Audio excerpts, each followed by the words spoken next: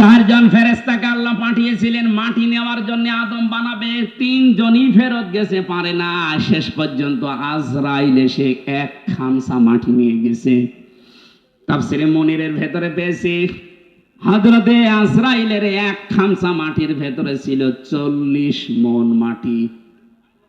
আল্লাহ রাব্বুল আলামিন ফেরেশতাদেরকে আদেশ দিলেন, এর বডি বানাও। 60 হাত লম্বা, 36 হাত মোটা। ওই 40 মণ মাটি দিয়ে আদম আলাইহিস সালামকে ফেরেশতারা বানিয়েছে। খামির তৈরি করে করে বানিয়েছে মাটি দিয়ে। রব্বুল আলামিন বলেন, বডি যখন তৈরি করা শেষ, তখন আমি আল্লাহ নিজের এই কুদরতি হাত দিয়ে আদমের এই মুখমণ্ডলটা বানালাম। লাকাদ খালাকনাল ইনসানা ফি, আমরা কোরআনে কারীম থেকে সূরা মুমিনুন থেকে একটা দুইটা মাত্র আয়াত পড়েছি। তাফসীরুল কোরআন মাহফিল লিখেছেন, আমরা তাফসীর আকারে কথা বলি নাকি চলে যাবেন আপনারা? আল্লাহ রাব্বুল আলামিন মানুষের একটা দুর্বল জায়গায় আঘাত দিয়েছেন। কাউকে যদি আপনি নিজের আয়ত্তে রাখতে চান, তার ওই গোপন জায়গায় আপনি আঘাত দেবেন, ওই এমনি নরম হয়ে যাবে। আল্লাহ আমাদেরকে লাগাম টেনে ধরেছেন আমাদের দুর্বল জায়গায় আঘাত দিয়ে।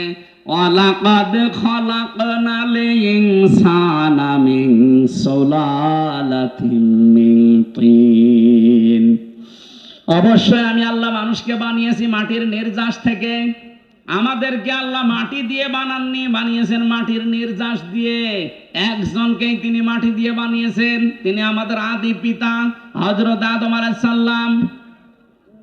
সূরা রহমানের ভেতরে আছে, মিন সালসালিন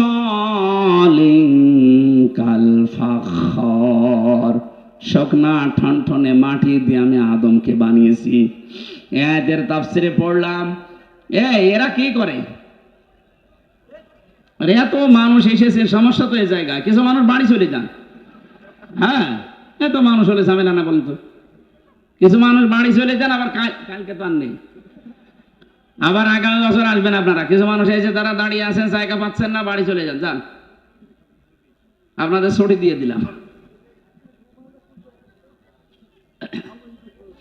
আমার ভাইরা একটু ভালো করে দাঁড়িয়ে আছেন, দাঁড়িয়ে থাকেন, একটু শুনতে দেন মানুষকে। দেখেন তো কত মানুষ বসে আছে।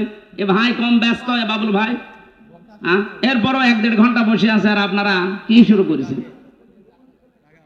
কত মানুষ বিভিন্ন জায়গায় শুনতেছে জানেন আপনি?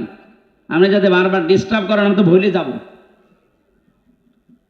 4জন ফেরেশতাকে আল্লাহ পাঠিয়েছিলেন মাটি নেওয়ার জন্য, আদম বানাবে। 3জনই ফেরত গেছে, পারে না। শেষ পর্যন্ত আজরাইল এসে এক খামসা মাটি নিয়ে গেছে। তাফসীরে মুনিরের ভেতরে পেয়েছি, হযরতে আজরাইলের এক খামসা মাটির ভেতরে ছিল 40 মণ মাটি। আল্লাহ রাব্বুল আলামিন ফেরেশতাদেরকে আদেশ দিলেন, এর বডি বানাও। 60 হাত লম্বা, 36 হাত মোটা। ওই 40 মণ মাটি দিয়ে আদম আলাইহিস সালামকে ফেরেশতারা বানিয়েছে। খামির তৈরি করে করে বানিয়েছে মাটি দিয়ে।